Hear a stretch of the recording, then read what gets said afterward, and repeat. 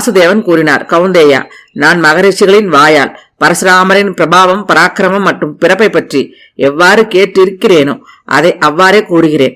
ஜமதக்னி புதல்வர் கோடிக்கணக்கான சத்திரியர்களை எவ்வாறு கொன்றார், மறுபடி ராஜவம்சத்தில் தோன்றிய அவர்கள் இப்பொழுது பாரத யுத்தத்தில் எவ்வாறு கொல்லப்பட்டனர் என்பதை கூறுகிறேன்.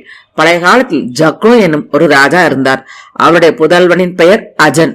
மன்னா, அஜனுக்கு பலாகாஸ்வன் என்னும் மகன் பிறந்தான். அவனுக்கு குசிகன் என்னும் மகன் பிறந்தான். குசிகன் மிகுந்த தர்மாத்மா. அவர் புவியில் இந்திரனுக்கு சமமாக பராக்கிரமியாக இருந்தார். நான் உலகையும் ஆள்வதோடு யாராலும் வெல்லப்பட முடியாத ஒரு மகனை பெற வேண்டும் என்று யோசித்து உத்தமமான தவம் புரிந்தார். அவருடைய பயங்கர தவத்தை கண்டும் அவர் சக்தி மிகுந்த புதல்வனை தோற்றுவிப்பதில் வல்லவர் என்பதை அறிந்தும் லோக பாலர்களின் தலைவனான பாகசாசனன் இந்திரன் தானே அவருடைய புதல்வனாக அவதரித்தார். மன்னா, குசிகனின் அந்த புதல்வர் காதி என்னும் பெயரில் பிரசித்த